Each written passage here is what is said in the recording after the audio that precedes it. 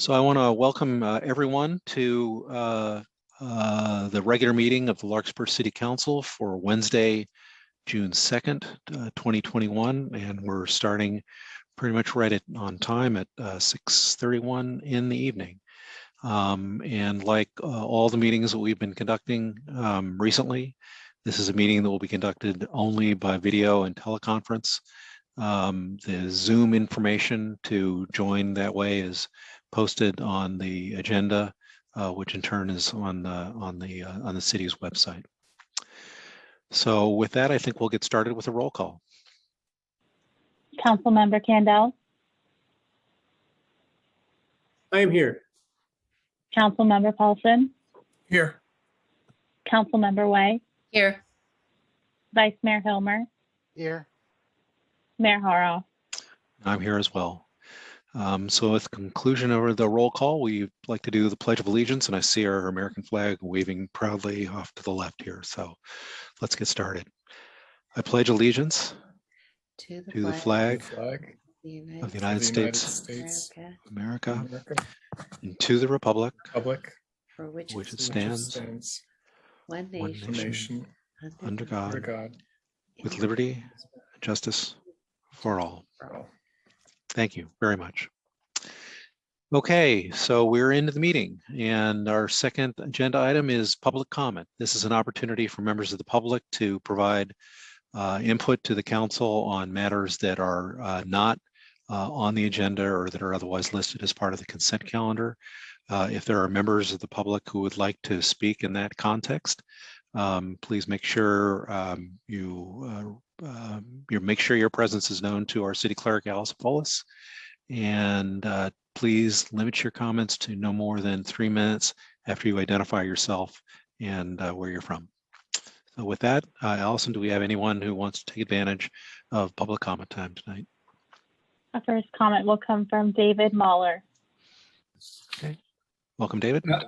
Hi, thank you very much. As stated, this is David Mahler. I live on Cedar Avenue here in Larkspur, and tonight I'm calling representing two different groups. But I'd like to provide a couple of updates and also make a couple of requests. The first update is on the auction of the 161-acre private parcel at the top of King Mountain. About 2 months ago, I and others provided the council with a heads up on the status on this. I wanted to let you know, in case you don't know, that on May 11th, the auction was called off, most likely due to insufficient pre-bidding interest. The auction website lists the auction as, quote, bidding closed, available for offers, unquote. So the King Mountain Open Space Association, which led the acquisition many decades ago now, has reincorporated, and we're closely monitoring. So that's just the status. The second thing I wanted to provide a quick update on is the CAP process, Climate Action Plan. As you know, I and others provided comments to the council when it was first presented to the council a couple months ago. Many members of the public participated in the public workshop on April 29th. We thought it was a good opportunity for input, and there were many comments provided. And my one request on this is that because of the number of comments that were provided, I'd like to request that the public be provided with an updated draft well in advance of it coming back to the council for any action, because I am expecting there'll be quite a few changes. And the final item I'd like to touch bases on very briefly is 3 climate initiatives that the Larkspur Climate Group would like to see Larkspur start working on. The first is a climate emergency resolution. This would be a companion piece to the climate action plan. The difference between the two is a climate emergency resolution makes a clear statement as to the urgency of the need for climate action. And then the CAP lists the specific actions Larkspur will pursue. So they're sort of companion. The second item we'd like to see Larkspur pursue is an all-electric ordinance for new buildings. Such an ordinance is anticipated in the CAP for adoption by January 1st, 23. So we think it's time to get going. We've seen other jurisdictions. It takes a while to get those up and running. We'd like to see that process start. And then the third one is possibly a low carbon concrete ordinance. This would be modeled after the one that Marin County adopted in 2019. It turns out the production of cement is a major contributor to greenhouse gas emissions. It counts for about 8% of global emissions. And the county really moved ahead and adopted this low carbon concrete ordinance several years ago. It can be a model for all jurisdictions in Marin, and we think it's something Larkspur should perhaps move towards. So I know you can't respond to any of this now, but we look forward to working with the council on these initiatives. Thanks for the time. Thanks, David. Thanks very much. And you were brisk. That was great. So Allison, who's next in the line? Next is Bobby Mosky. Okay. Hi, Bobby.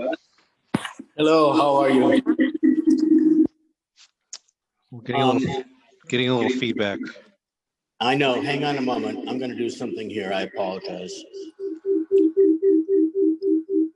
And Bobby, I'm sorry, you may be logged on twice. I think I know. I think I just took care of it. Did I not? It sounds like it. Okay. I wanted to say to the council very briefly, I'm here representing the LGBTQ community. I was for many, many years a resident in Larkspur. I have a couple of quick comments.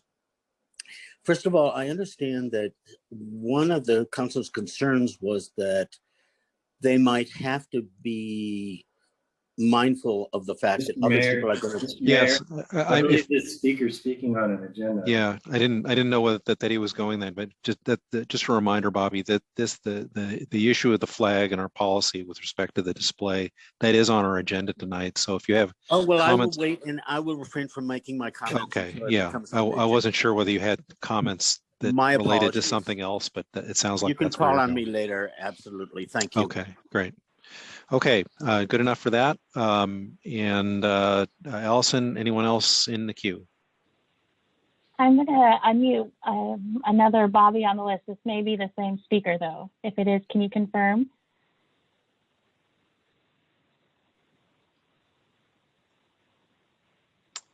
I think it probably is.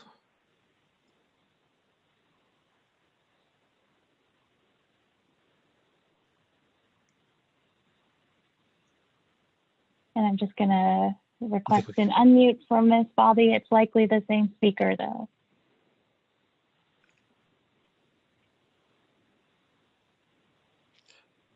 Yeah, if he doesn't make a switch, we can move on.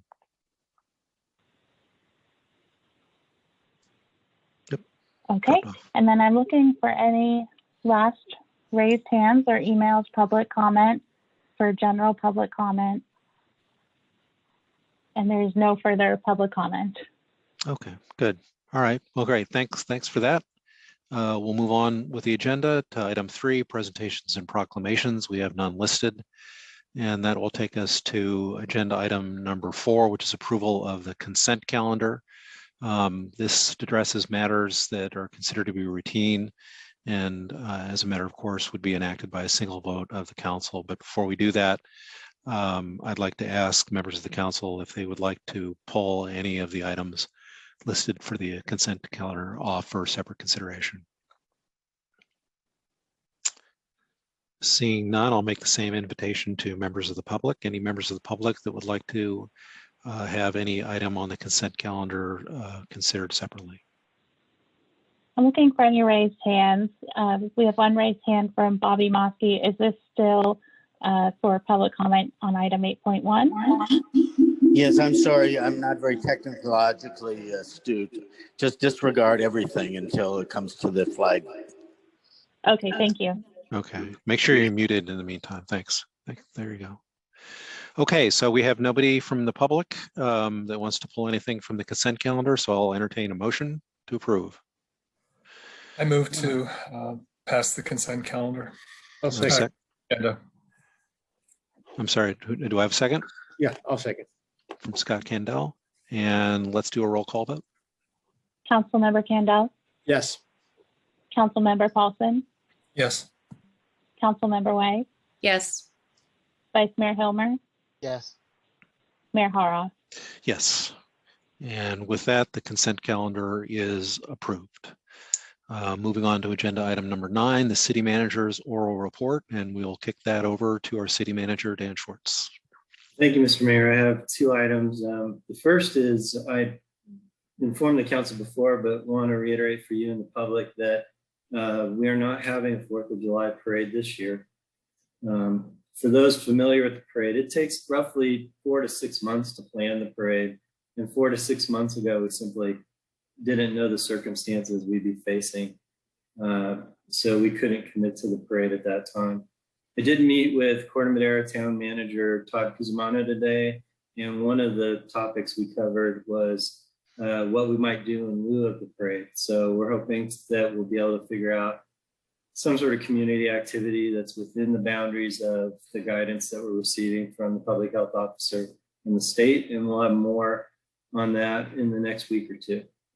And then I want to thank the public for their tolerance. We switched over our phone system last week. We had a few hiccups, but I think generally people were still able to reach us and we were able to reach them. We're still getting kinks out of the system. So if you experience any problems, just let us know because we want to address them as quickly as possible. With that, Mr. Mayor, I'll turn it back to you and the council. And before we do that, just one quick question on the first item. Dan, have you heard whether there's plans to go forward with the annual 4th of July pancake breakfast at the American Legion Hall? The city is generally not involved. I haven't seen a permit application come through, which is usually the extent of my involvement is to sign off on the use of the parking lot. So unless I see that soon, I'm going to guess perhaps there's no pancake breakfast planned either. I'm guessing not either, but I can check in as well. Okay, any other questions for our city manager? Seeing none, we'll go to item number 6, which are council members' oral reports and comments. So is there anyone on the council who'd like to make a report this evening?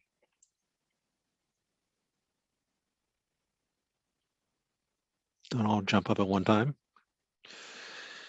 I think we're all kind of quiet. I think the Memorial Day holiday has occupied our attention over the last week or so. So let's move on then to our public hearings, agenda item number 7, and we have one broken into 2 parts.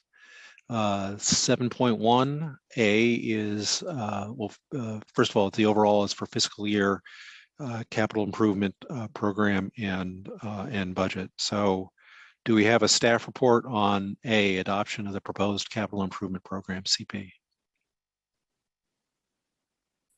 I see Julian Skinner's joining us here, and he will be giving you a brief staff report. Okay, great. Hi, Julian.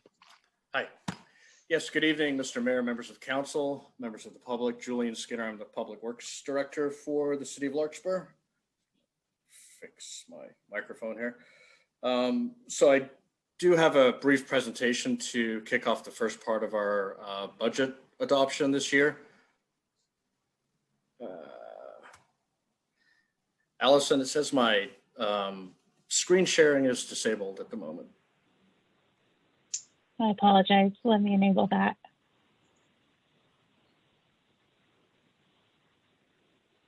Okay, it should be enabled. Okay, there we go.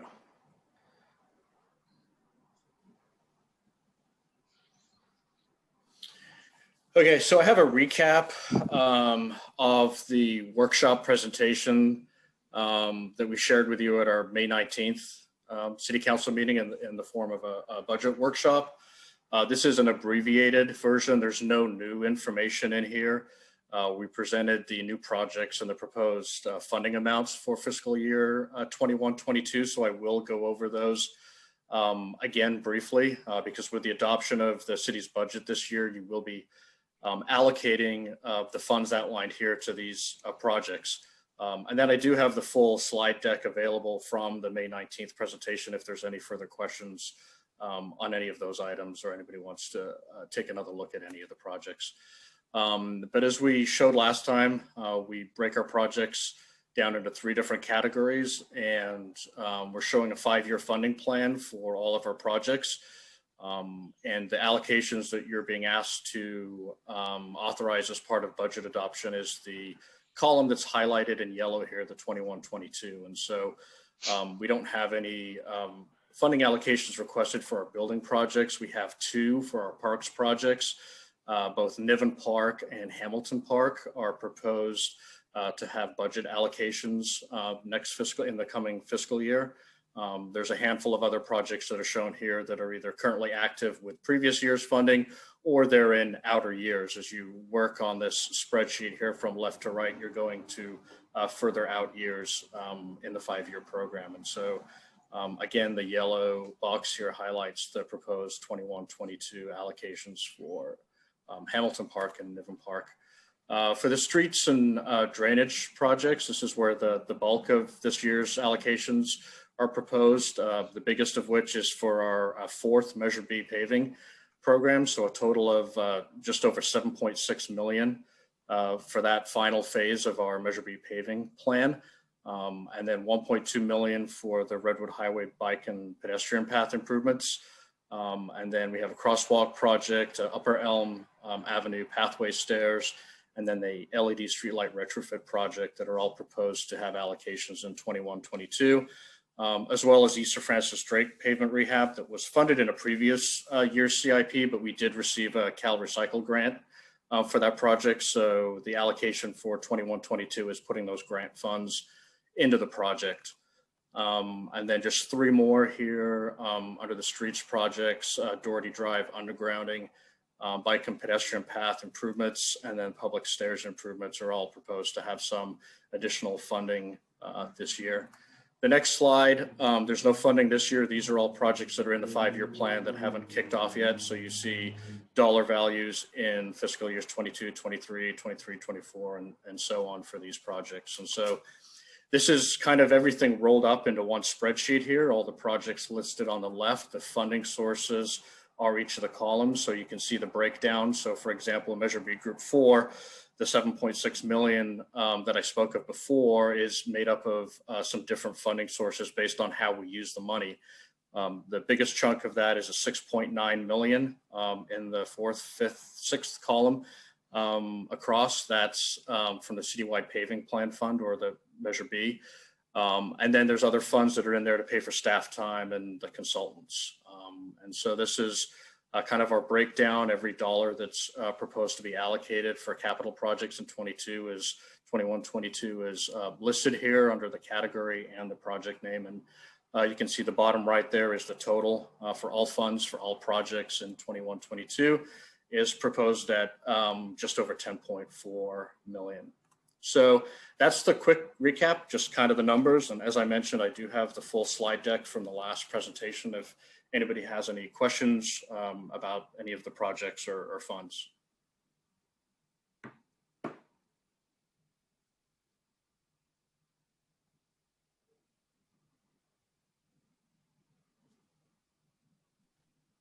I think Catherine has a question, Mayor.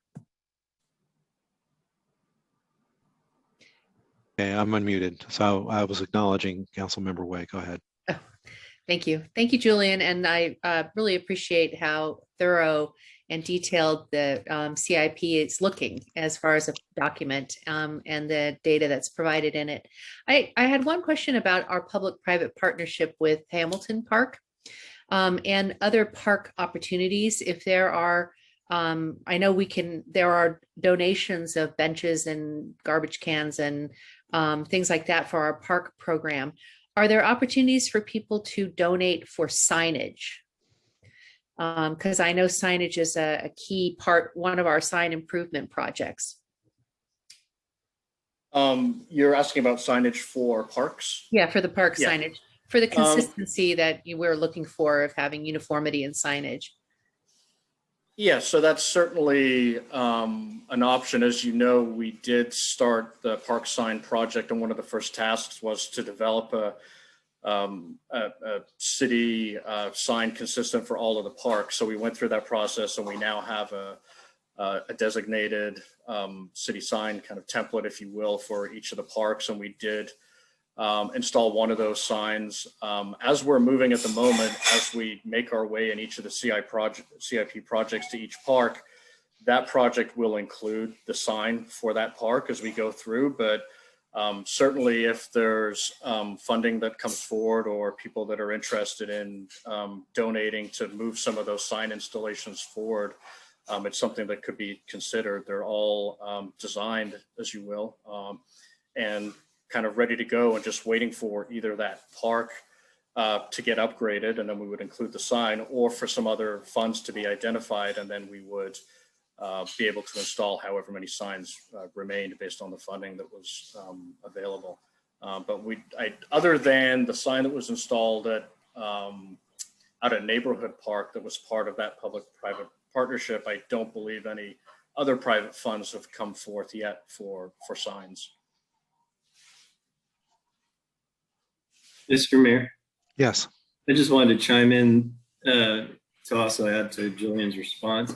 One of the challenges with donations is that oftentimes the person making the donation would like acknowledgement or memory of someone as part of that donation. And I'm not sure the signs themselves will lend themselves to that particular donation. So I would only urge a little bit of caution there. Most of our policies are more geared toward how do we allow somebody to make a donation that also lets them do something in memory of someone else.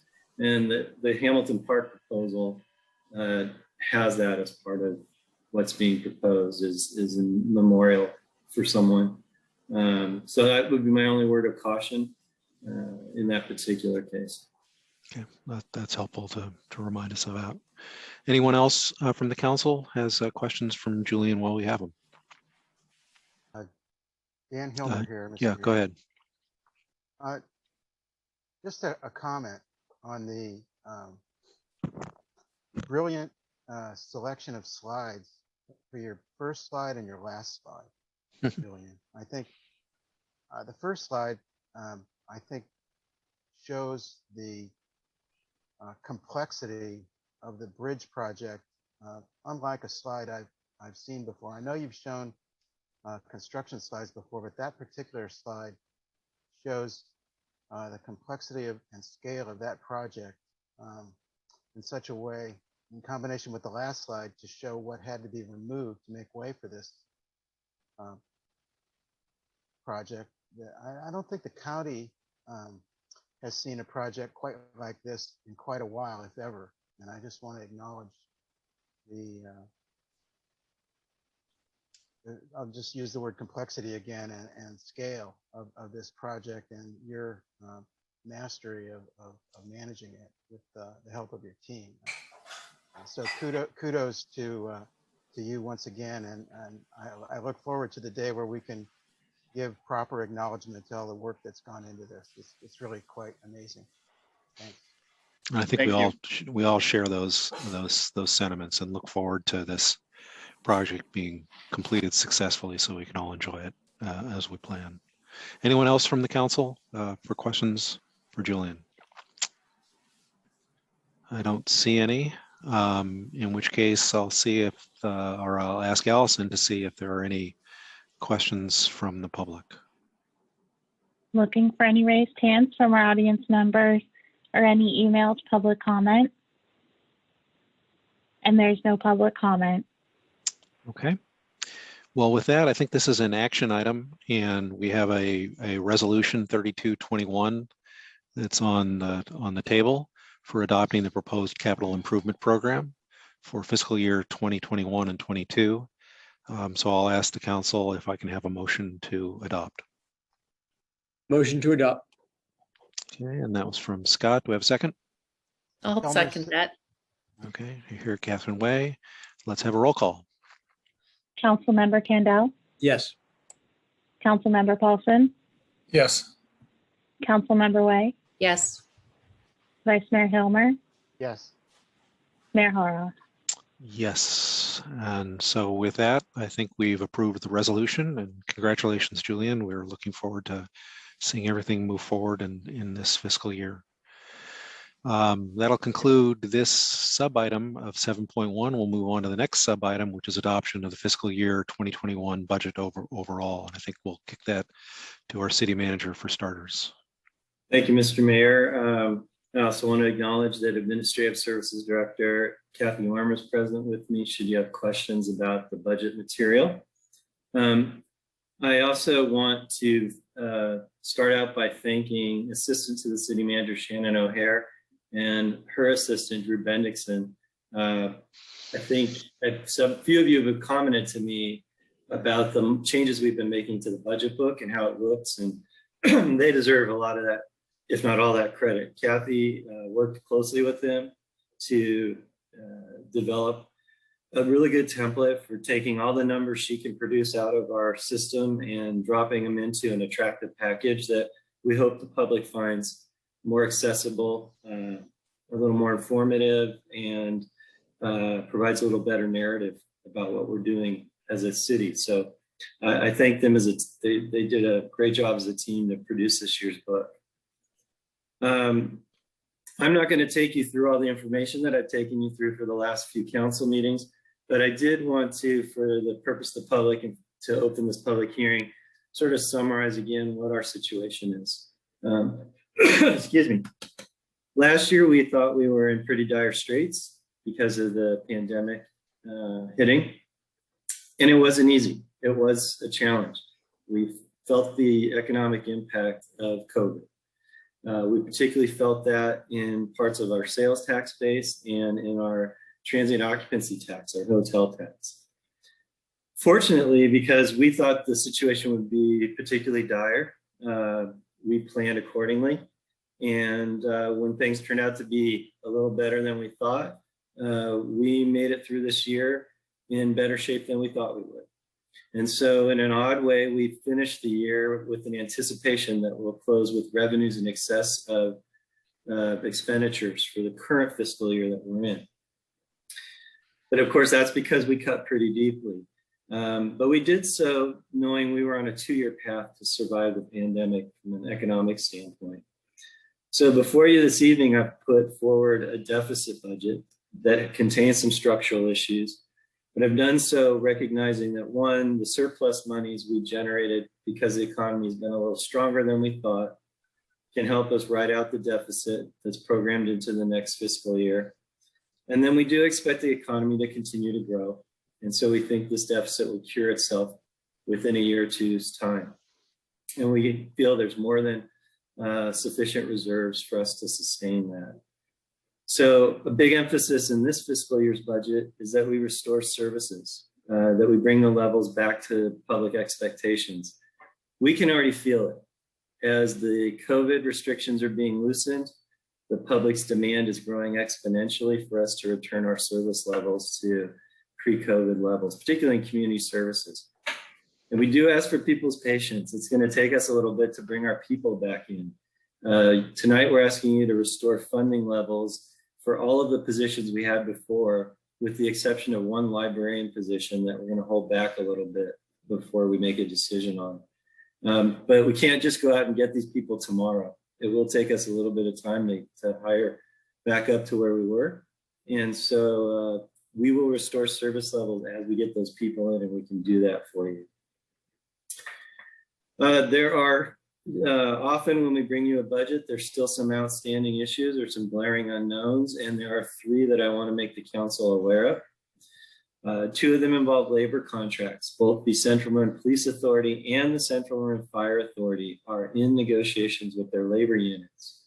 So while these budgets contain the adopted figures from both the Police Council and the Fire Council, both those bodies adopted their budgets knowing they may have to make amendments once labor negotiations are done. So it's possible we in turn might have to make an amendment if we see an increase in costs that we weren't prepared for.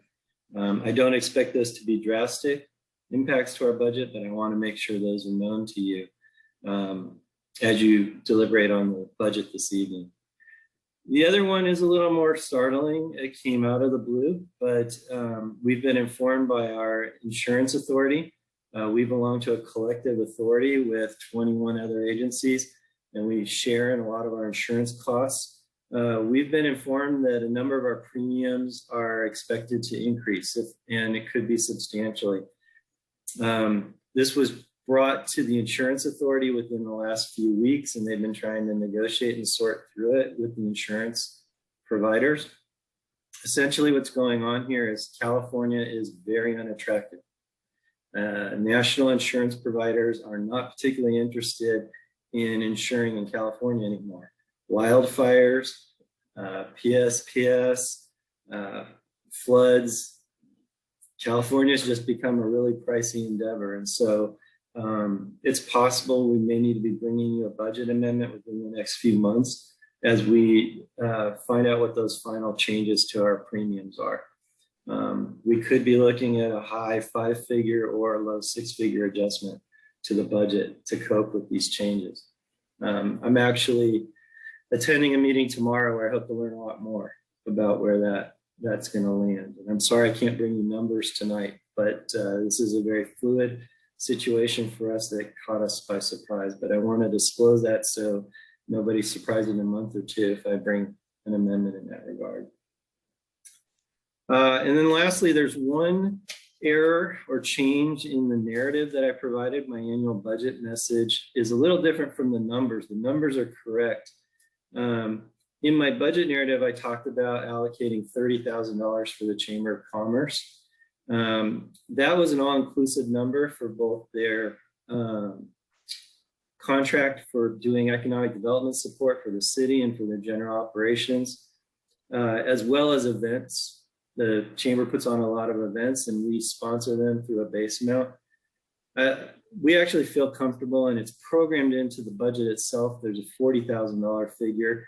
$25,000 is set aside for the Chamber's operational budget, and $15,000 is for events. Now, I've told the Chamber the $15,000 for events is maybe not just for the Chamber. As the council members know, we've had a few other groups, particularly in the downtown, talk to us about potentially having some events. And so we wanted the council to have a small fund where we could do sponsorships of these events as they come forward. I suspect we'll be having ongoing dialogue with the Chamber as they try to figure out how they're going to come out of the pandemic themselves. So, but I want to make you aware that that 30,000 figure is actually 25 now for the Chamber and 15 in a special account for events that may or may not be sponsored by the Chamber or run by the Chamber. Doesn't affect the bottom line of what's proposed to you this evening. The numbers that are provided are correct. It's just that we missed that adjustment to the narrative itself. Before I turn it over to the council for questions and discussion, I want to remind you this is a public hearing. As part of public hearing, you should certainly take public comment. But I also want to remind the council that at the end of the hearing, you have a number of actions that need to be taken. You have 6 standard resolutions that you're being asked this evening to adopt that put in place the adoption of the budget and the implementation of required policies. I've also proposed a 7th resolution this year in evaluating our 2-year survival plan. I think we actually did, because we did better than I anticipated. For a reminder to the council and the public, we asked a lot of our employees during this current fiscal year. One of the things we asked from them was the sacrifice of some of their compensation in the form of furloughs or pay cuts, depending on what classification they held. You relieved the staff of the furloughs in March. The amount you ended up asking of the employees as a contribution was 6.9% of their base pay. I've suggested to you that we can give 1.5% of that back to the employees as a lump sum payment. So there is a resolution there. In addition to the standard 6 that you typically adopt, a 7th resolution authorizing you to do that this evening. So with that, Mr. Mayor, I'm going to turn it back to you and the council members, and we're available for questions.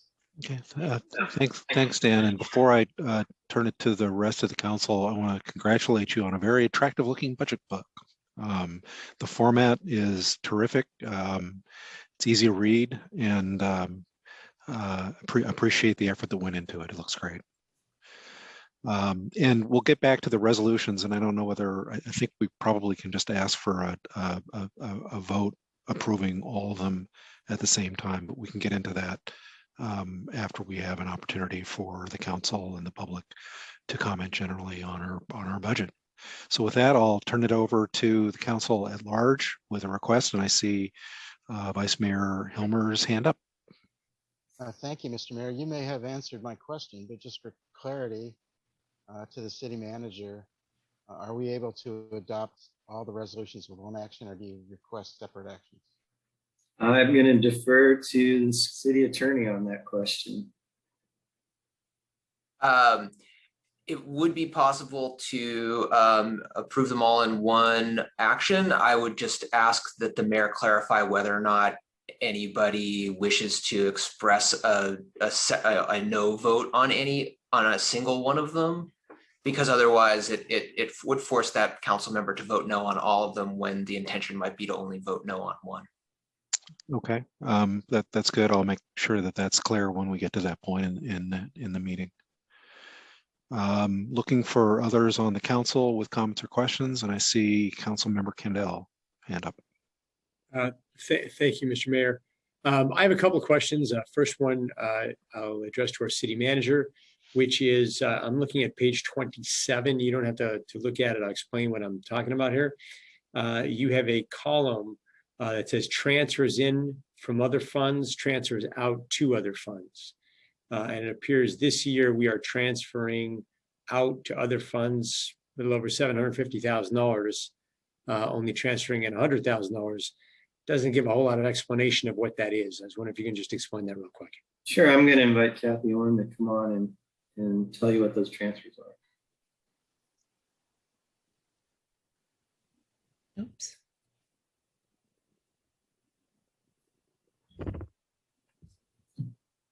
All right. Here she comes.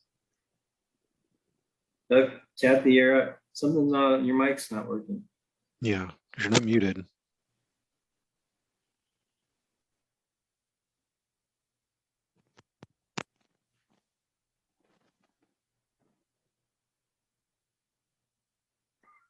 No, Okay, we're not hearing we have you. a technical difficulty. She's going to try one more thing.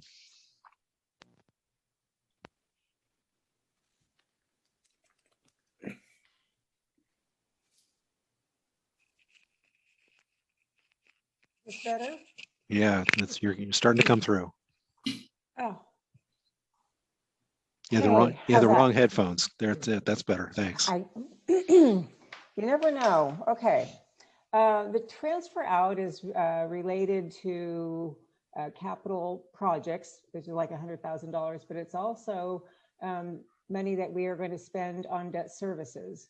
So this is what Dan has talked about, the POBs coming to light. This is our first year that we're going to see some payments start to increase. So I can always footnote it in the future. Is this something that we should expect moving forward, that we're going to have a deficit and the transfer out, in this range? Yes. Okay. One thing to remember though is we practice fund accounting. It's still all the council's money. You've just put it in different funds or different pots, and Kathy's simply showing that she has to move some of this money into the different pots to legally do some of these transactions. We're allowed, when you approve the budget, you give us discretion within a fund, but we have to always go to the council to transfer cross funds. Got it. No, I'm just trying to understand it. So for example, when we look at the PERS, the CalPERS, it looks like we're saving a fortune, but in fact, is this transfer out supposed to be added to that when we're figuring out the actual costs? You could net that, yes. I'm trying to find what page you're on, but we still do have significant savings. Like the first 2 years of the POB debt, we didn't pay any interest for 2 years. Then we just saw one interest payment. So now we're beginning to see the full interest and principal payments coming up. So we can always share the debt service schedule, and you can see how the debts will look in future years. And I will footnote my transfer out so you can see. Normally I do, so I must have missed on that one. So I'm looking. Okay, no, I appreciate you explaining it. I just wanted to, it looks like some areas are doing great and some areas are doing terrible, when actually the great areas are being used to put in the terrible. So it's more even than it appeared. So thank you for explaining that. I had another question. I guess this may be towards you, Kevin, or I'm not exactly sure, but I'm a little, I guess, disappointed in the sense that I remember last year for the budget, we were talking about the police budget and, you know, how resources are allocated. And at that time, I thought sometime before we were presented with this budget, we would have a conversation, you know, about, are we happy with the way they're allocated? Are some improvements that can be made? And I understand this is a joint powers authority, not Larkspur Police, but I was kind of hoping we would have some say in it as council members of, hey, maybe we as a group can decide, hey, you know, we're looking at the police budget and maybe, you know, we can make some recommendations. That conversation never happened. And now I'm finding myself again, just voting thumbs up or thumbs down on something that I was hoping to have a little bit more input on. And I was hoping maybe we could put something in place. So moving forward, even though these are joint power authorities, that, you know, we could as a group maybe make a decision to give to our representative to bring back to the joint power authorities so that we can have a little say in how our money is spent. And I'm not sure who that's being addressed to. I guess it's more of a comment for whoever is interested in addressing it. Mr. Mayor, maybe I can make a suggestion for next. Yeah, go ahead. Perhaps it would be helpful next year if, when the draft budget's available for the two public safety authorities, we agendize that for general discussion at the council level. We can certainly do that prior to you going to the authority.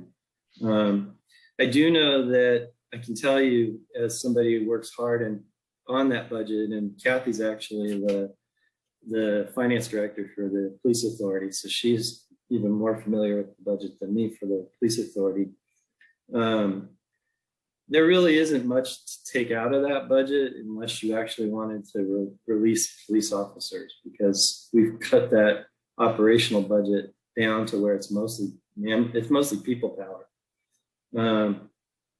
I do know that right now there's actually discussions going on countywide about reconfiguring the mental health component of the public safety response world in Marin. It's not as well known that we've actually had a mental health response unit in the county for years. It's not configured the way you heard a lot of discussion about last summer. And so there are efforts to pursue that and start to transform that unit. And one of the discussions is how will it be funded? So I do think that conversation's coming. If that is one in particular that you are hoping we're going to have, Councilmember Campbell. It's a countywide operation, and I do think that with sometime during this fiscal year, we'll be bringing that to you. Okay, I appreciate that. Thank you. Those are my only questions / comments. And those are appreciated. And I think Dan Schwartz's suggestion that next year maybe creating a little more of an opportunity for the council at least to have an opportunity to see what's being proposed with those JPAs would be useful. So that's something to keep in mind. Anyone else from the council? Councilmember Way, I see your hand. Thank you. I reached out to Manager Schwartz earlier today to compliment him also on the budget book. And I hope that got pushed through to Kathy and to Shannon, because in the 8 years I've been on this council, this is probably the best, easiest, and most comprehensive budget book that I've seen. And I really appreciate how you spent time refining this. It's also been, I'll know from 2020, a remarkable year. And when I look through here to see the major tasks completed, you actually completed a lot of things in fiscal year 2021, and even with the constraints that we were under. So I think that speaks to how well we marshaled some financial cuts early on last March. And now we're our heads above water in more ways than a lot of other cities are. So I'd like to thank you for that. And I think it's also important that the public know that this is not a one meeting discussion about the budget. We've been meeting 4 times prior to this particular meeting to discuss the budget. So, and it's a continual conversation actually, but to look at this and to think we're only doing this one night is not accurate. It's really a process. And I really encourage members of the community who are interested in the budgetary process to start looking at our agenda items in March and April when we really drill down on this so you can participate. But I'm pleased with what we have going on here now. And thank you for all the hard work on this, Kathy, because I know you've got a lot of hats you wear in a lot of different agencies. And then lastly, I really appreciate those comments, Scott, about understanding what JPA funding and financing is. I think the JPA relationship that we have can be very confusing in our to our community as well as to what type of financial and responsibility and commitments we make to other cities to share services. So maybe even an opportunity to explain that in greater detail would benefit a lot of us. And benefit the community too. So I look forward to when we can add that to our conversation. Thanks for bringing that up, Scott. Yes, thanks again. And thank you for that, Councilmember Way. Any other members of the council want to weigh in at this point? Vice Mayor Helmer. Just a quick but important acknowledgement to all the city staff members. Dan Schwartz commented that we've made it through with adaptation and adjustments and creative problem solving along the way. But I know this starts with all the staff expressing a willingness and dedication and commitment to work together with the city manager and department heads. And I want to express my gratitude and appreciation to every staff member, every city employee who's helped make this possible. I don't want to say it looked easier than we thought, but I think that the success is something that should be acknowledged and shared. It's not over, but thank you so much for all your hard work. And I think that again is a sentiment that we all share. I don't think we'd be in as good a position as we are financially if it hadn't been for a willingness of every employee, staff member, council member, everyone involved in the process to recognize the challenges that we've had in the past year and to act responsibly to address them. And I think we're going to be reaping the benefits of that going forward.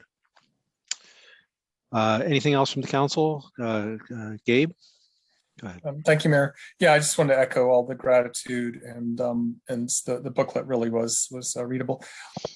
Dan, city manager, just quick question. I know it's early and you said a fluid situation, but on the insurances, to get a little bit of perspective, I'm wondering, approximately how many forms of insurance might be impacted, because I imagine, for example, a workman's comp or, employment practices liability is sort of in one bucket, and then the fire insurance for our buildings is another. Is there a weighting more on capital than people? And, is this also coming largely through the JPA, because I imagine they're in the line of some of these hazards? So our Joint Powers Insurance Authority collects money that it puts in a pot to cover a lot of the basic activities of its members. And that hasn't changed. And those costs are not where the increases are being experienced. The two areas of insurance that seem to be getting hit the hardest right now both relate to property. One is the replacement of damaged vehicles and damaged equipment. But the bigger one is the insuring of property itself. Just like every one of you probably has seen your premiums for your home insurance go up in light of wildfires. Our insurance authority is seeing that too. And so it's been a real challenge to work that out in the market. California is just not an attractive place. In the wine world, they say ABC means anything but Chardonnay. In the insurance world, they say it means anything but California. And we're really feeling that effect right now. Great. Thank you. Okay, anything else from the council? Seeing nothing, I would then invite the public to provide any comments or questions that they may have at this time. I'm looking for any raised hands from our audience members or any emailed public comment. And there is no public comment. Okay.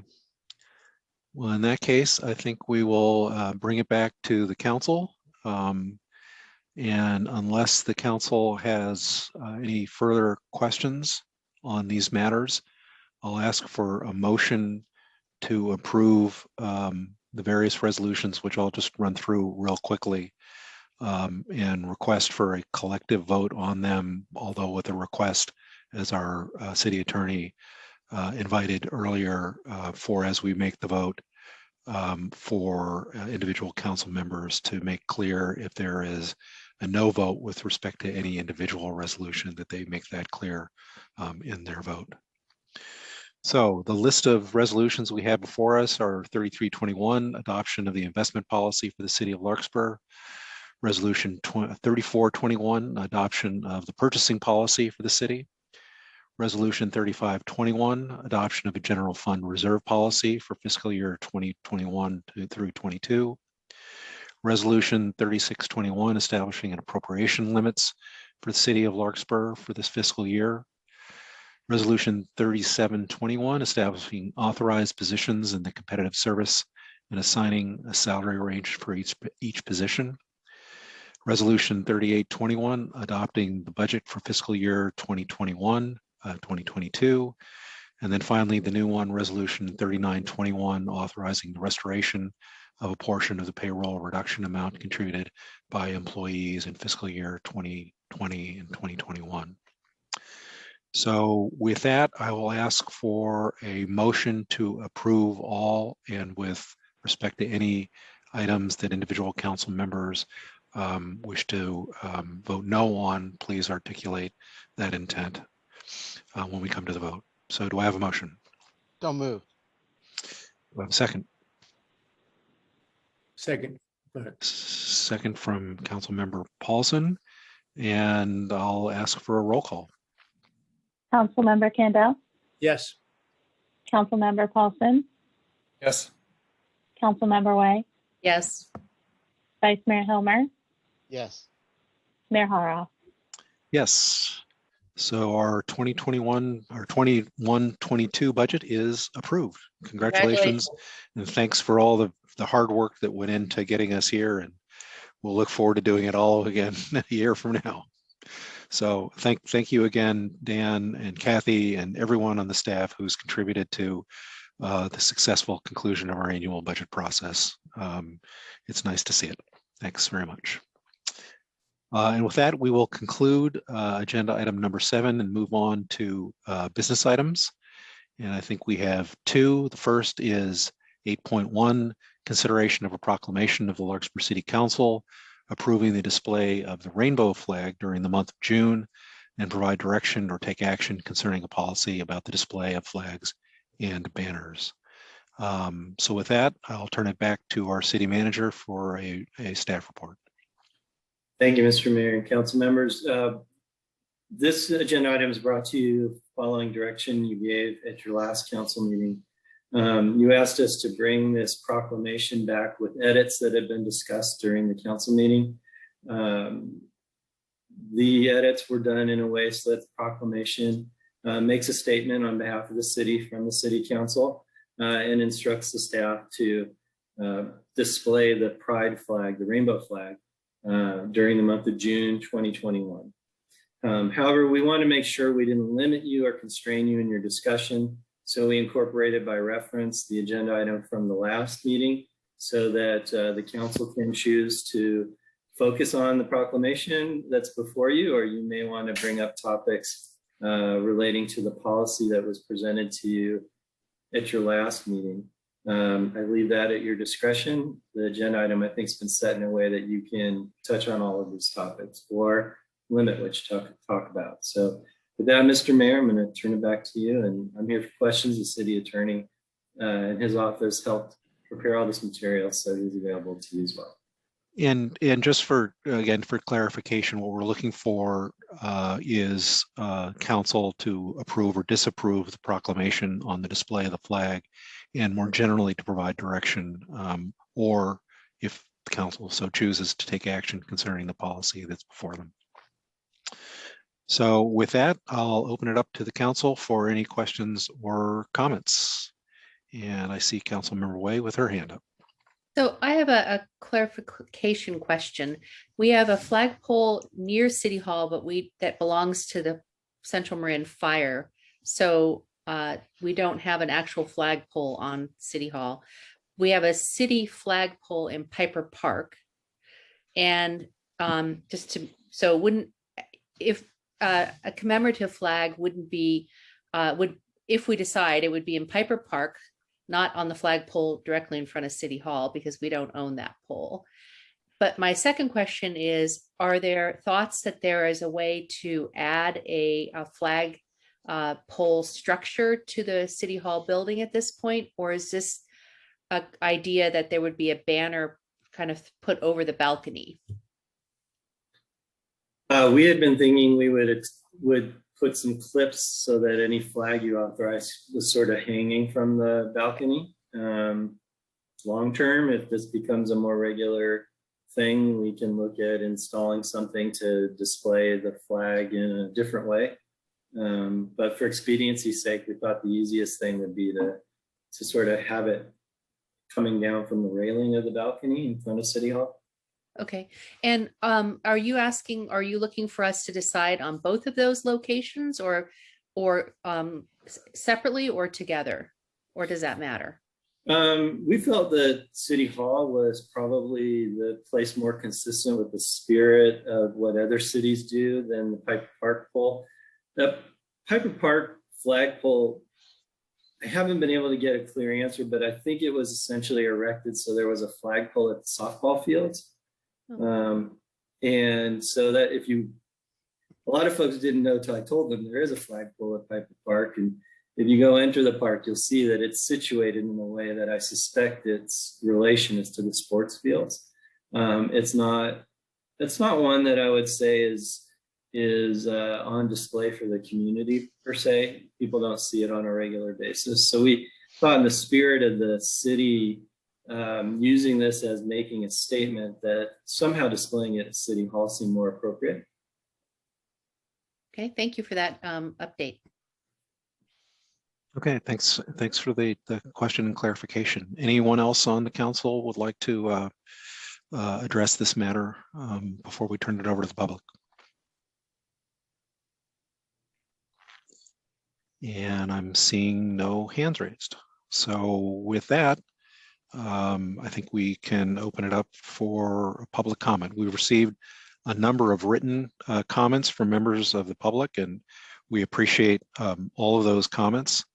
And want to make clear that for those who are attending in person tonight by Zoom, whether you've submitted a written comment or not, you're welcome to appear tonight and share your thoughts.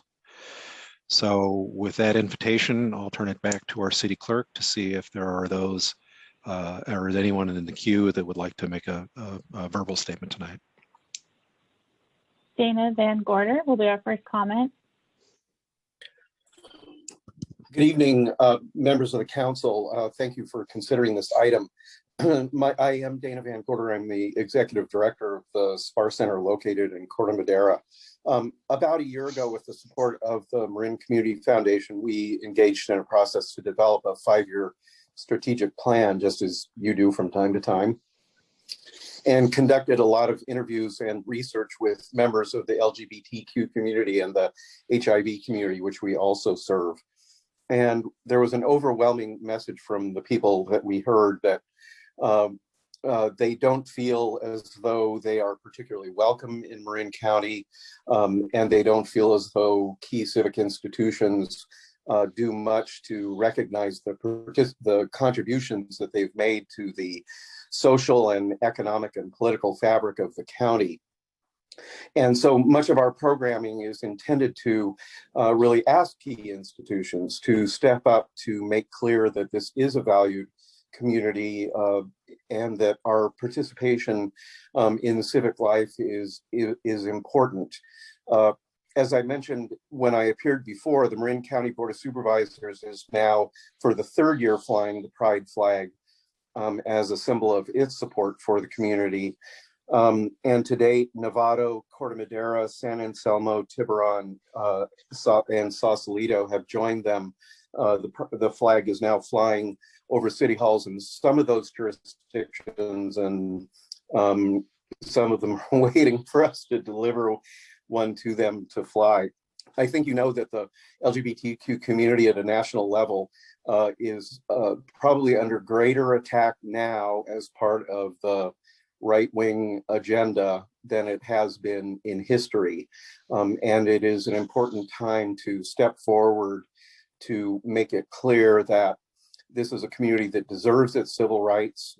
We hope that Larkspur will join in making a statement that this community has made major contributions to life in the community, and also that it is deserving of its civil rights. So thank you very much for your time. Anna, anyone else in the public lined up? Bobby Mosky will be our next public comment. Okay, Bobby, go ahead. Hello, council members. I'll be brief, but I did want to, I understood that you had some concerns when you originally spoke about this. You were concerned about having to fly a Black Lives Matter flag or Jews for Israel flag, or these are like comparing oranges to apples. It's not really legitimate because LGBTQ is a community. It's not a cause. It's not a movement. We are not a political action committee. When you fly the flag, it doesn't represent that. It represents human dignity and equity for all peoples. And that's really all the flag represents when you fly it. Another point is that, you know, I'm one of those people who really, things are fairly simple for me. Not everybody agrees with me, but I think pretty much most of the time when you look at a situation, there's a right and there's a wrong. I think most people know that in their hearts. Everybody has different points of view, yes. But 10 years from now, if you're looking back, I hope you don't say to yourself, you know what, we were on the wrong side of history. We should have let them fly their flag. So I just want to point out that it's a celebration of freedom. It's not an advocate, it doesn't suggest advocacy of any kind of movement. And so I hope you're clear about that. And finally, the very last thing I have to say is, you know, all of the other communities in the county and all of, without exception, every single board of supervisors is very much in favor of saying, yes, we're going to stand up to bigotry. We're going to stand up and be heard.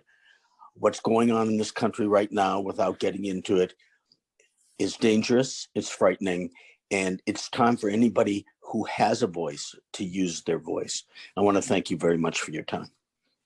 Yeah, thank you, Bobby. Appreciate that. Who's next, if anyone? Our next comment will come from Jana Barkin. Okay, Jana, welcome. Let us know where you live.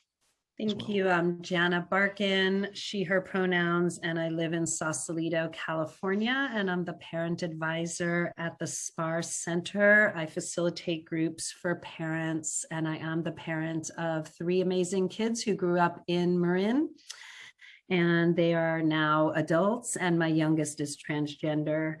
And he grew up in Marin, and our story is there for all who want to read it. If you search me, it's easy to find. So my comment here is that every child deserves to be loved and supported unconditionally, and being transgender is just one more beautiful, normal variation of being human. There was not an aha moment when I just knew my child was transgender. My understanding and acceptance developed over a long period of time and followed closely with my child's understanding and acceptance of himself. According to the Trevor Project for LGBTQ youth, support from at least one important adult in their life greatly reduces their risk of mental, emotional health challenges and greatly increases their chances for success. And this adult can come from anywhere, including a mayor who is willing to fly a flag. And today I support transgender youth and their families as a facilitator of the support groups at the SPAR Center. And I speak to groups large and small about our own experiences and the experiences of the families I support. And I just want to mention, in kind of on dovetailing on what Bobby said, in 2010, when I brought my family situation to the school leaders, and the very new book called The Transgender Child, which has now become the classic resource, I was told, oh, your child's just doing fine. And, it was kind of like a don't ask, don't tell situation. And they said that talking about it with kids and parents would open a Pandora's box. So my child was shoved back in the box. And it took a long time and a lot of struggling and counseling. And had we had things like pride flags flying, I do believe that our family would have known that there were more people like us and that we would have that support. And we're one of the only counties in this area that really doesn't have pride flags. If you go to Sonoma, they're everywhere. If you go to the city, they're everywhere. If you go to the East Bay, they're everywhere. So I invite you to come along with Novato and Sausalito and San Rafael and fly that beautiful pride flag. Thank you for listening. Thank you, Jana. Thank you very much. Who's next in the queue, please? Our next comment is caller ending in 1402. James Holmes, Larkspur. There is no substantial need or reason for Larkspur to deviate from its long-standing practice, embodied as I understand in a formal resolution passed some years ago, of sticking to municipal affairs, and deviate from that practice to display the gay flag at Larkspur City Hall. The flag has no particular relevance to Larkspur. No known significant events in gay history happened here. Larkspur is guilty of no anti-gay offense that merits atonement by flying that flag. There is no pent-up local public demand to do so. Significantly, the request came from outside activists as part of a county-wide campaign. And there is no need to single out one particular group for special recognition. Displaying the flag would also be an anachronism which would clash with the character of our historic structure. And, significantly, seeing this flag at City Hall could surprise and disquiet many people due to the flag's unique dual significance as a symbol of not only civil rights, but of hedonism and public license, as explained at your last hearing. Suffice it to add here that the venue where the flag seems most often to fly prominently are gay bars, maybe not the ideal source for City Hall aesthetic. In sum, this acid-inspired symbol is more reflective of San Francisco than Larkspur.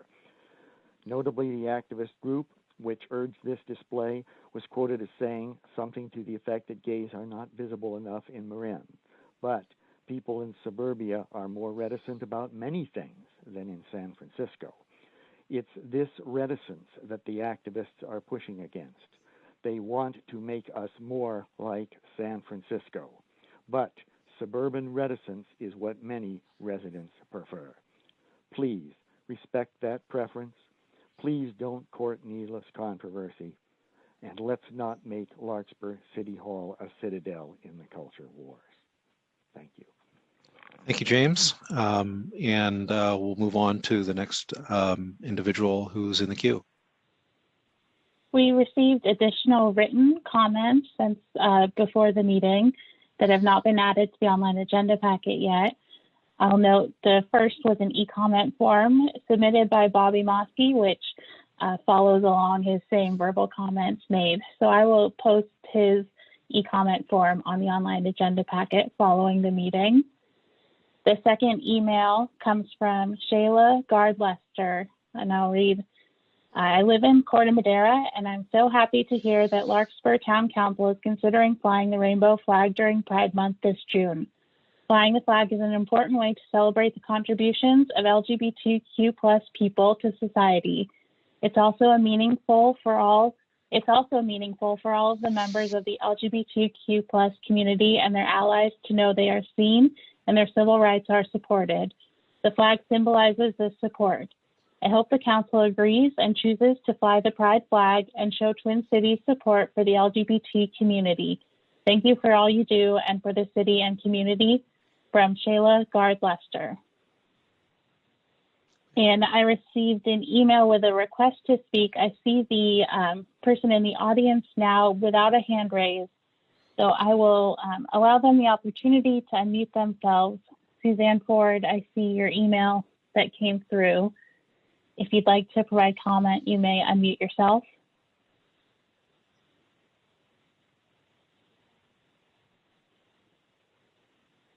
Suzanne, can you hear us? She may no longer wish to provide her comments, so I will remove that. If you have any further, you may email a comment. And we have an additional comment from a speaker who's already spoken. If you'd like to revisit comments, Mayor Haroff, I can unmute this speaker. Go ahead, give them an opportunity in case they want to add to something they've already submitted in writing. Okay, Jana Barkin, you may unmute yourself again. Thank you so much. And I just want to say thank you to all the people who wrote in and all the people who are listening, who are respectful and who are speaking respectfully. And I also want to say that it makes me really sad and is exactly why we need to fly the flag when we hear certain comments calling a normal variation of being human hedonistic. And I'll leave it there. So thank you so much for letting me speak one more time. Thank you, Jana. Anyone else? I'm looking for any final public comments. And there is no further public comment. Okay, great. Well, then we'll close public comment and we'll bring it back to the council. And again, I think we're looking for two things, which is council direction on whether to adopt a resolution establishing the City of Larkspur outdoor. Oh, I'm sorry, that the first one is the resolution. It's not a resolution, it's the proclamation regarding the display of the rainbow flag during the month of June. And then we can come back to the policy after that, unless folks want to discuss them both simultaneously. So I'll ask Councilmember Candell if you want to get started. Sure, I'll start us off on this. And I don't mean to be presumptuous. I'll speak for myself. I'm, obviously in favor of flying the rainbow flag. I think if we voted, it would probably be 5-0 in favor of flying it. My concern is I think we should have a policy on flag flying before we fly a flag. I think it doesn't make any sense not to, because otherwise our policy is when somebody asks us to fly a flag or some groups ask us to fly a flag, we just consider it and that becomes our de facto policy. And if that's what we want to do, then we should just say it. We should say our policy is going to be anybody who wants to fly a flag, come to the council and we'll talk about it, and that's our policy. But I'm just saying we shouldn't ignore the conversation of how do we handle this in the future, because whatever we do now is going to set a precedent. And I don't think anyone's suggesting that we do that. We do have the policy in front of us tonight, and if folks want to make the order of things consideration of the policy that has been prepared first, and then we can have a vote on adoption of the resolution. That's fine with me. I think we can do it either way. Councilmember Paulson. Yeah, thank you, Mayor. A couple comments. I think one of the things that's been weighing on me, and we brought this up at the last meeting, was that the city has had a policy in the past, a position on local, state, or regional issues that we do not take positions if it doesn't directly affect us, in short.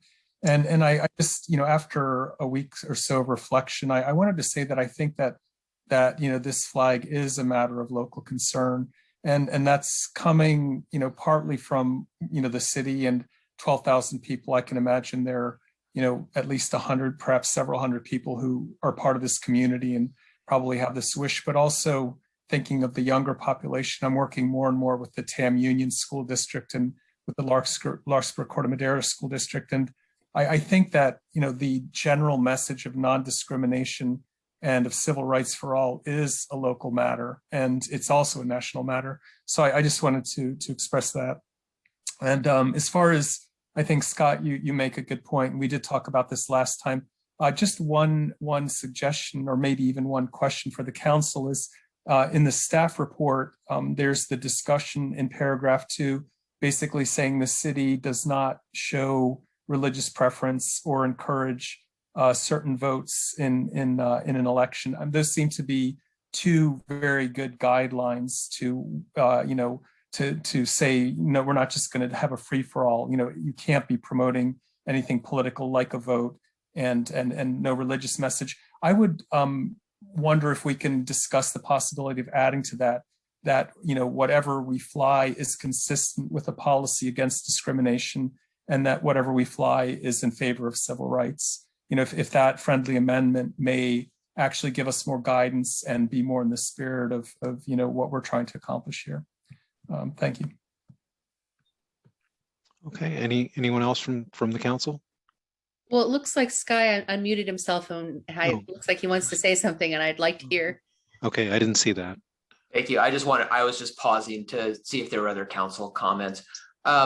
So we talked about this some during the last meeting, but I just want to emphasize it as a reminder for the council and to help the public understand this issue, is that one of the things that the policy attempts to do is to establish that any, and I'll just use the term commemorative flag because that's what we used in the policy and is pretty standard for these types of policies, that any flying of a commemorative flag by the city is an expression of the city council speech. This is speech that the city council has elected to make on behalf of the city. And one of the things that does is preserve the general forum of the area where commemorative flags might be flown as something that is for city speech, and sort of leaves it to the prerogative of the council to decide what you want to say. And while I think while I wouldn't anticipate any selections other than what you've suggested, Councilmember Paulson, what I'd say is, by including in the policy a statement about what you will do, you are creating the possibility of predetermining certain viewpoints. And while the council isn't limited in what you're trying to express, I think that the more you try to say what you are and are not, the more you try to predetermine what you are and are not going to say, the more problematic the policy becomes, because as it's written, it just leaves it to the city council saying, at any given time, we have approved this as our speech. Hopefully that makes sense. Yeah, that's very helpful, Sky. And I think, a footnote, or another way of saying it, is that by adding additional verbiage to the policy, it creates opportunities for disputes over the interpretation of what the policy may or may not relate to in future circumstances that we can't necessarily anticipate, which is why I like the way the policy is written currently. So thank you for that clarification and reiteration of the thought process that went into preparing the draft resolution. Anyone else on the council want to address this? Councilmember Way. Yes. So I think taking Scott's note, I think it's important that I think these issues were put in backwards, in my opinion. We should be discussing whether we're going to have a flag policy to begin with. And having read the updated one after our last meeting, I think it's creates more consistency. And I think we also are seeing that the flying of flags of commemoration or of messaging is a more common way in which communities are expressing themselves these days. So I like the new policy. I think we need to adopt a policy first before we do a proclamation.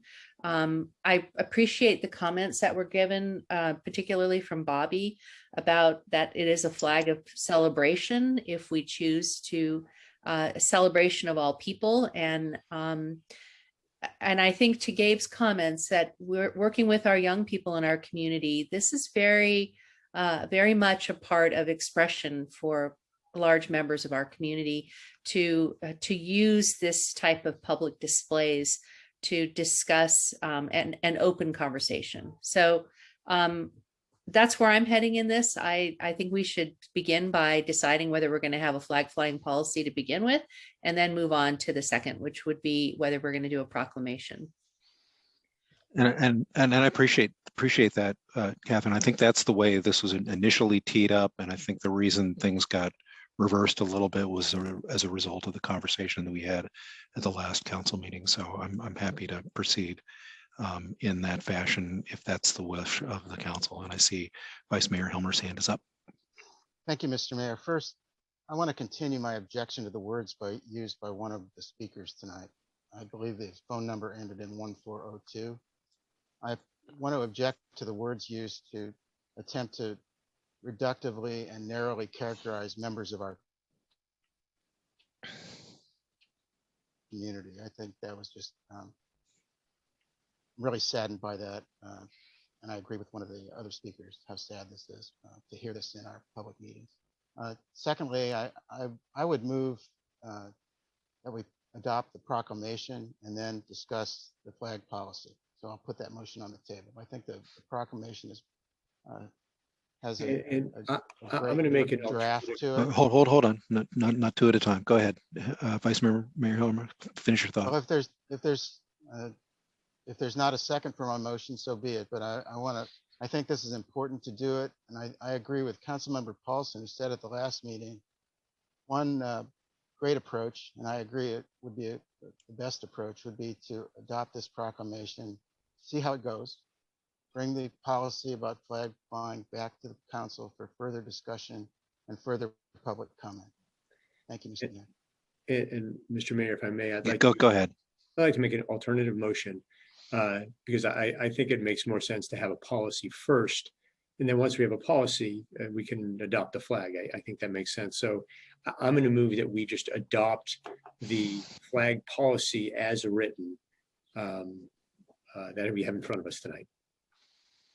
Okay, I'll so second we have dueling motions. Do we have a second for the first motion? Seeing none, I think we have a second for Councilmember Candel's motion. So can we go ahead with a roll call vote on that? Councilmember Candel, Yes.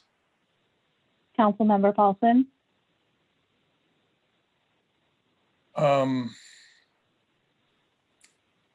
Yes. Councilmember Way, Yes. Vice Mayor Helmer, Yes.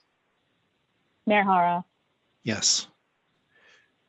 So the motion is approved, and just so I make clear, is that was the motion to approve the policy? Yes. That's what I understood. Yes. So I just want to make sure everybody is clear that the motion was to approve the policy. That motion has now been approved, and the policy is adopted. And I think we can fairly quickly address the council's direction to me to go ahead with the proclamation. I'd like to make a motion to approve the proclamation. Second. Well, second. We got dueling seconds. I think Councilmember Paulson got in there first. So let's have a roll call vote on that since we have a motion. Councilmember Candel, Yes. Councilmember Paulson, Yes. Councilmember Way, Yes. Vice Mayor Helmer, Yes. Mayor Hara. Enthusiastically, yes. So both motions are approved, and I think we have direction.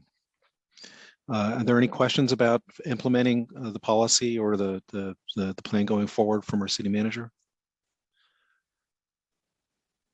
We understand and have direction on, and the policy's been adopted, and the city clerk assures me we have a flag ready to go. Oh, well, that was going to be my next question. What are we going to do about getting something up? But it sounds like we have something all in the hopper. So that's good to hear. And will that be able to go up tomorrow? Provided I can get a public works person to do it, then it'll happen tomorrow. Okay, that would be terrific. Let us know if we can help. I'm not good on ladder. I'm not good on ladders, so. I know how to swing a hammer and put in some hooks, so we'll figure it out. Yeah. All right. Okay, great. Thanks everyone and everyone in the public who submitted written comments and verbal comments. We don't always agree with each other, but I think we have a good outcome with this tonight, and certainly we've given it a thorough run through. So appreciation all the way around. So with that, I think we will conclude that agenda item, which was 8.1. I just wanted to note someone's raised their hand in the public. I don't know if you want. Oh, I can't see that. I believe it's Mr. Van Gorder who spoke earlier. Okay, Dan, I don't see that, but if I think Allison. I believe the hand's been lowered. Yep. So. Okay, good enough. We would have let him speak, but. So I think we're done with that agenda item 8.1, and we'll move on to our final substantive agenda item, which is 8.2, which is an update on city activities and finances with regard to coronavirus number 19. Hopefully we are slowly but surely getting to the point where we won't have to have these updates, but I'll leave that to the city manager to tell us. I actually was going to suggest, Mr. Mayor, that I think at the close of the fiscal year, I'll probably remove this as a standing item. And make announcements during my city manager's update if they're appropriate. There are actually two things that I wanted to inform you about tonight. One is we have finally received some paperwork about how a non-entitlement city can at least file its needs for American Rescue Plan money. Now, whether or not we're still going to see any money, we're trying to get some clarity from the state in how much that might be. We're trying to get some clarity from the state, but the fact that there's actually a piece of paper we're supposed to fill out is a positive sign that things are moving in the right direction. The other thing, I actually want to acknowledge the staff for Assemblymember Levine. They reached out to me and I made them aware of some potential projects in our jurisdiction that they were collecting that information from all the jurisdictions in their territory, so that as the budget hearings are taking place in Sacramento, and there's discussions about how the state will use both its surplus and its ARP money, they want to make sure that Marin projects are not forgotten. So I did want to acknowledge that, had that opportunity yesterday. They were particularly interested in finding out about new construction projects. So we did discuss a little bit the library and whether or not there's a home for that in any of the allocation lists, and whether or not that will turn into anything, who knows. But I just wanted to disclose to council we're out there trying our best, and I want to thank Assemblymember Levine's staff for reaching out. Oh, and join in that comment too. The Assembly member has been very helpful in recognizing and moving forward our interests. So he gets some kudos for that. So thank you for that report. And I fully endorse the suggestion that we move this item off the formal agenda and put it into your city manager report once we get into the new fiscal year. So thank you for that. I think that concludes 8.2, which moves us to our final agenda item, which is adjourn. Do I have a motion to adjourn tonight? We have a motion from Councilmember Paulson. Do I have a second? Second. We have a second from Councilmember Candell, and seeing no objection from the rest of the council, I will declare tonight's meeting adjourned. Thank you very much for your contributions tonight. I appreciate it. Have a good night, everybody. Night, everyone.